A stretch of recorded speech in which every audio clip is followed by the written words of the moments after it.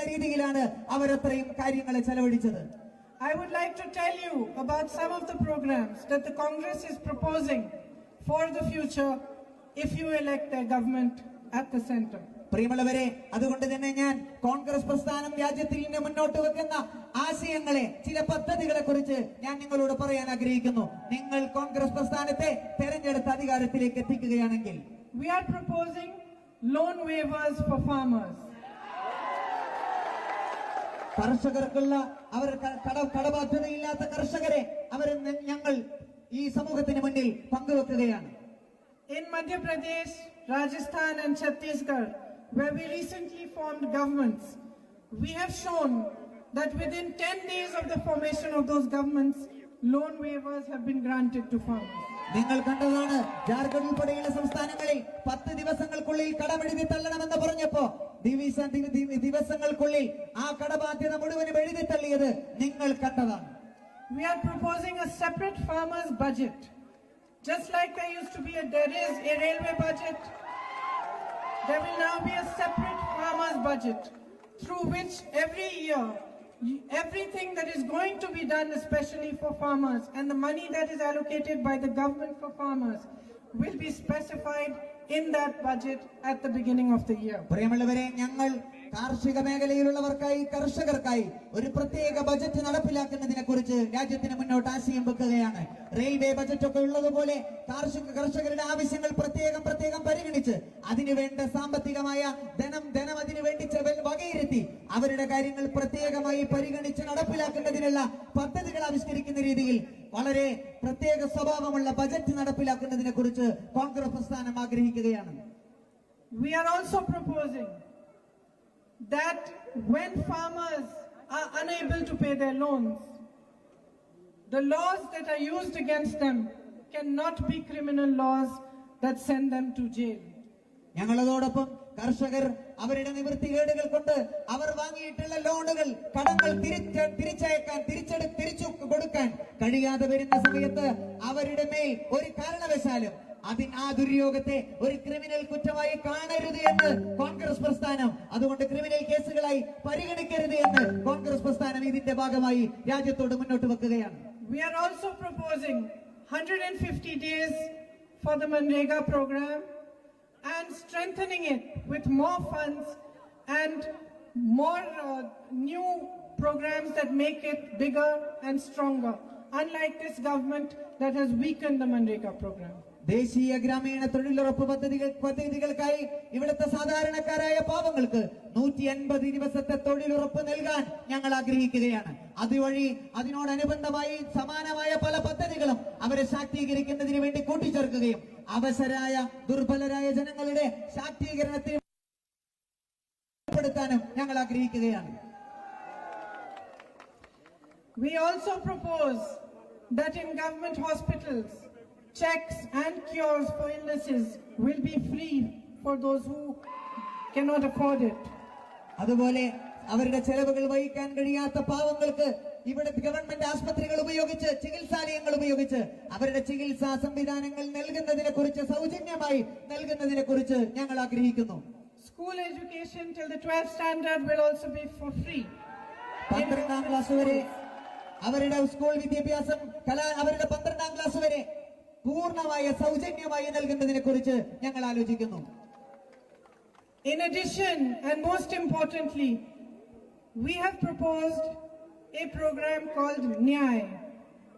Nyay meaning justice, but Nyay also meaning a minimum income is ensured to all those families that are extremely poor. നിർധനരായ, നിരാലംബരായ, പാവങ്ങളായ സമൂഹങ്ങൾക്ക് അവർക്ക് minimum വേതനം, minimum വരുമാനം ഉറപ്പുവരുത്തുന്ന ന്യായ് എന്ന് പറയുന്ന, നീതി എന്നർത്ഥമാക്കുന്ന ഒരു പദ്ധതി നിങ്ങൾക്ക് വേണ്ടി, ഈ രാജ്യത്തിന് വേണ്ടി നടപ്പിലാക്കുവാൻ ഞങ്ങൾ ആഗ്രഹിക്കുകയാണ്. Under the Nyay program, poor families will be given 72,000 rupees annually by the government. ഈ ഗവൺമെന്റ് ഈ ന്യായ് എന്ന നീതി പദ്ധതിയിലൂടെ ഈ നാട്ടിലെ പാവങ്ങളായ സാധാരണക്കാർക്ക്, കർഷകർക്ക് 72,000 രൂപ ഒരു വർഷത്തിൽ നൽകുന്നതിനെ കുറിച്ചാണ് ഈ പദ്ധതി ആസൂത്രണം ചെയ്യുന്നത്. It is interesting to note that the same government that promised you 15 lakhs in your bank accounts negated that promise immediately after the election and said it was just what they called a jumla. It is interesting to note that that very government that lied to you in the last election, that waived loans for huge industrialists who are not in need like you are, now criticizes this proposal of the Congress party. പ്രിയപ്പെട്ടവരെ, ഈ കഴിഞ്ഞ ഭരണ സംവിധാനം അധികാരത്തിൽ വരുമ്പോ അവർ പറഞ്ഞിരുന്നു നിങ്ങൾക്ക് ഓരോരുത്തർക്കും 15 ലക്ഷം രൂപ നിങ്ങളുടെ അക്കൗണ്ടുകളിലേക്ക് നിക്ഷേപിക്കുമെന്ന്. അത് നൽകിയില്ലെന്ന് മാത്രമല്ല, അധികാരത്തിലേറിയ ഉടനെ അതവർ മറന്നുവെന്ന് മാത്രമല്ല, കോടിക്കണക്കിന് രൂപയുടെ കടം ഇവിടെ രാജ്യത്തിലെ കുത്തക ഭീമൻ മുതലാളിമാരുടെ പണം എഴുതിത്തള്ളുകയും എന്നിട്ടിപ്പോൾ അടുത്ത തെരഞ്ഞെടുപ്പിന് മുന്നിൽ കോൺഗ്രസ് ന്യായ് പദ്ധതി ആളുകൾക്ക് മുന്നിൽ അവതരിപ്പിച്ചപ്പോ അതിനെ പരിഹസിച്ചവർ മുന്നോട്ട് വരികയും ചെയ്തിരിക്കുകയാണ്. They have 317,000 crores to waive the loans of industrialists, but they claim that the country does not have the money for a scheme like Nyay. പ്രിയപ്പെട്ടവരെ, അവർക്ക് കൊടുക്കാൻ 3700 കോടി രൂപയുടെ ധനം കടമെഴുതിത്തള്ളാൻ, അതും മുതലാളിമാരുടെ കടമെഴുതിത്തള്ളാൻ അവരുടെ കയ്യിൽ പണമുണ്ട്. എന്നാൽ ദരിദ്ര നാരായണന്മാരായ ഈ നാട്ടിലെ പാവങ്ങൾക്ക് പണം നൽകാൻ അവരുടെ കൈകളിൽ ഇല്ല. And when they come before you to campaign for this next election, having broken every promise that they made to you in the last election, they never talk about what they have done for you. അവർ അടുത്ത തെരഞ്ഞെടുപ്പിന് വേണ്ടി വീണ്ടും ജനങ്ങളുടെ മുന്നിൽ ജനവിധി തേടി വരുമ്പോ അവർ ഒരിക്കലും കഴിഞ്ഞ പ്രാവശ്യം നിങ്ങളോട് വാഗ്ദത്തം ചെയ്തത് നടപ്പിലാക്കിയോ അത് പ്രവർത്തിച്ചോ എന്ന് പറയുന്നില്ല. അവർ ചെയ്തതിനെ കുറിച്ച് ഒരിക്കലും പറയാറുമില്ല. Nor do they talk about schemes and policies that they want to implement for the strengthening of your future. ഈ രാജ്യത്തിന്റെ ശാക്തീകരണത്തിന് വേണ്ടി, രാജ്യത്തിലെ ജനങ്ങളുടെ നന്മക്ക് വേണ്ടി എന്ത് പദ്ധതികളാണ്, ആ കാഴ്ചപ്പാടുകളാണ് അവർ നടപ്പിലാക്കാൻ പോകുന്നത് എന്നതിനെ കുറിച്ച് അവരിൽ ഒരാളും സംസാരിക്കുന്നേയില്ല. They attempt to divide you and they talk about their own nationalism. അവർ നിങ്ങളുടെ മുന്നിൽ വന്നത് നിങ്ങളെ വേർതിരിക്കാനാണ്, വിഭജിക്കാനാണ്. അവരാകെ പറയുന്നത് ദേശീയതയെ കുറിച്ചാണ്. But before I leave you, I would like to ask you to think deeply about what nationalism is. അവരുടെ പ്രത്യേകമായ ദേശീയതയെ കുറിച്ച് പറയാനല്ലാതെ അവർ സമയം കണ്ടെത്തുന്നില്ല. എന്നാൽ എനിക്ക് നിങ്ങളോട് പറയാനുണ്ട്, എന്താണ് യഥാർത്ഥ ദേശീയതയെന്ന്. When thousands of farmers march barefoot from all corners of the country to your doorstep and you send them away without listening to their suffering, are you a nationalist? പ്രിയപ്പെട്ടവരെ, ആയിരക്കണക്കിന് പാവങ്ങളായ കർഷകർ രാജ്യത്തിന്റെ വിവിധ ദിക്കുകളിൽ നിന്ന് അവർ ഈ അദ്ദേഹത്തെ കാണുന്നതിന് വേണ്ടി ഡൽഹിയിലേക്ക് വന്നു. നിങ്ങൾ അവരെ കേട്ടോ? അവരുടെ വിഷയങ്ങൾ നിങ്ങൾ കേൾക്കാനുള്ള മനസാന്നിധ്യം നിങ്ങൾ കാണിച്ചോ? ഇല്ല. എന്നിട്ട് നിങ്ങൾ ദേശീയതയെ കുറിച്ച് നിങ്ങൾ സംസാരിക്കുന്നു. When people raise their voice in protest against you, when they criticize your policies and they ask for what is their own right, and you try to suppress that voice, you jail them, you beat them, is that nationalism? അവർക്ക് വലിയ വലിയ പ്രതിസന്ധികൾ ഉണ്ടായപ്പോ, ജനങ്ങൾ വലിയ പ്രതിസന്ധികൾ അഭിമുഖീകരിച്ചപ്പോ അവർ നിങ്ങളുടെ മുന്നിൽ എന്താണ് അവർക്ക് വേണ്ടത്, എന്താണ് അവരുടെ അവകാശങ്ങൾ, എന്താണ് അവർ ആഗ്രഹിക്കുന്നത് എന്നവർ വന്ന് നിങ്ങളോട് പറയാൻ ശ്രമിച്ചു. നിങ്ങൾ അവരെ കേട്ടില്ല എന്ന് മാത്രമല്ല, അതിനെ മുഴുവനും അടിച്ചമർത്തുകയും അവർക്ക് ജയിൽ ശിക്ഷയും അപകടകരമായ ഭീതിതമായ ശിക്ഷകളും അത്തരം ദുരനുഭവങ്ങളും നൽകുകയായിരുന്നു നിങ്ങൾ ചെയ്തത്. ഇതാണോ നിങ്ങളുടെ ദേശീയത? When you make every attempt to destroy the constitution, to ruin and weaken those very institutions that protect the rights and the strength of the people, is that nationalism? നിങ്ങൾ ഈ രാജ്യത്തിന്റെ നന്മയും ശക്തിയും നിലനിർത്തുന്ന അടിസ്ഥാനപരമായ സ്ഥാപനങ്ങളെയും ഈ രാജ്യത്തിന്റെ എല്ലാമായ ഭരണഘടനയും ഒന്നൊന്നായി നശിപ്പിക്കാൻ ശ്രമിക്കുമ്പോ നിങ്ങളാണോ ദേശീയതയെ കുറിച്ച് സംസാരിക്കുന്നത്? When you come to election rallies and you speak of Pakistan, but you do not speak of what you are going to do for the people of India, of what you promised them and did not deliver, is that nationalism? പ്രിയപ്പെട്ടവരെ, നിങ്ങൾ തെരഞ്ഞെടുപ്പിന്റെ ഗോതയിലും അതിന്റെ പ്രചരണങ്ങളിലും നിങ്ങൾ വന്നുപെടുമ്പോ നിങ്ങൾ പാകിസ്ഥാനിനെ കുറിച്ചാണ് സംസാരിക്കുന്നത്. നിങ്ങൾ ഇന്ത്യയെ കുറിച്ച് പറയുന്നില്ല. ഇന്ത്യയിലെ ജനങ്ങൾക്ക് വേണ്ടി നിങ്ങൾ എന്ത് ചെയ്യുന്നു എന്നതിനെ കുറിച്ച് പറയുന്നില്ല. ഇതിനെയാണോ നിങ്ങൾ ദേശീയത എന്ന് പറയുന്നത്? And when those very people who put their faith in you, whose hopes were represented by you, represent ask you questions, you try to suppress them. Is that nationalism? പ്രിയപ്പെട്ടവരെ, നിങ്ങൾക്ക് അധികാരം നൽകിയ, ശരിയായ അർത്ഥത്തിൽ നിങ്ങൾ അധികാരത്തിലേക്ക് കൊണ്ടുവന്ന ആ പാവങ്ങൾ നിങ്ങളുടെ മുന്നിൽ വന്ന കാര്യങ്ങൾ പറയുമ്പോ, അവരവരുടെ ആശയങ്ങൾ പങ്കുവെക്കുമ്പോ നിങ്ങൾ അതിനെ അടിച്ചമർത്തുകയാണ്. പ്രിയപ്പെട്ടവരെ, ഇതാണോ ദേശീയത? And is your inability to listen to the voice of your people and your desire to ignore it strength or weakness?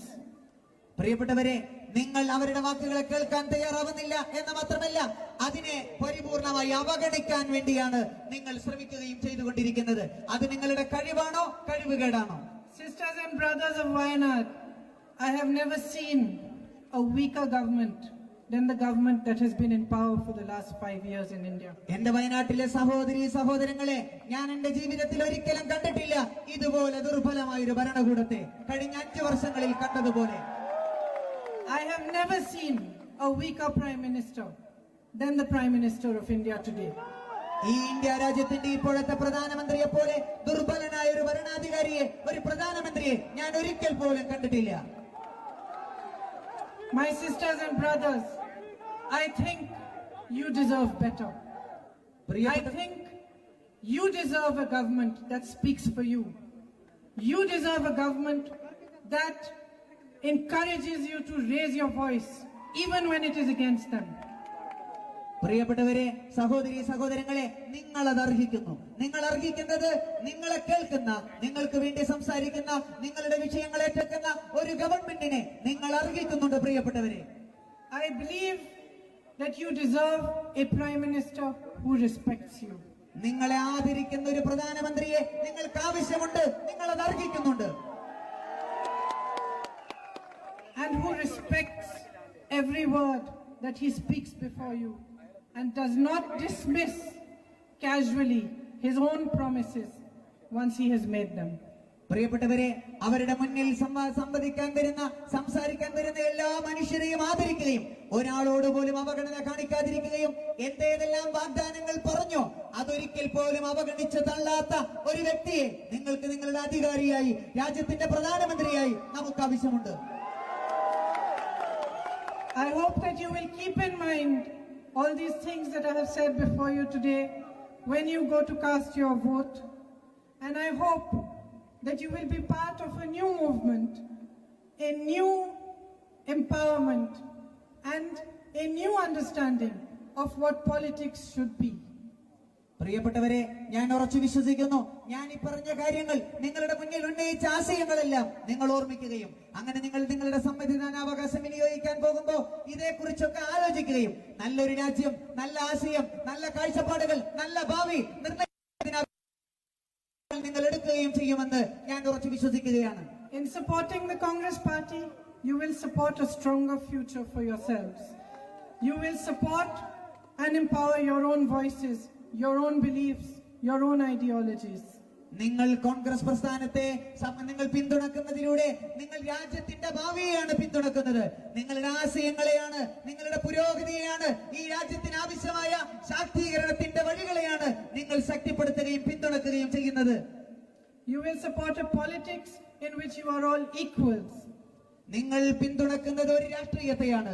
ആ രാഷ്ട്രീയത്തിൽ ഇവിടുത്തെ എല്ലാവരും സമന്മാരാണ്. തുല്യതയാണ് അതിന്റെ സൗന്ദര്യം. A politics of love and inclusion, not of hatred and exclusion. എല്ലാവരെയും ഉൾക്കൊള്ളുകയും സ്നേഹം പങ്കുവെക്കുകയും ചെയ്യുന്ന ഒരു രാഷ്ട്രീയത്തെയാണ് നിങ്ങൾ പിന്തുണക്കുന്നത്. അവമതിക്കുകയും ആളുകളെ ഒഴിവാക്കുകയും അവരെ അവഗണിച്ച് തള്ളുകയും ചെയ്യുന്ന എക്സ്ക്ലൂഷന്റെ രാഷ്ട്രീയത്തെയല്ല.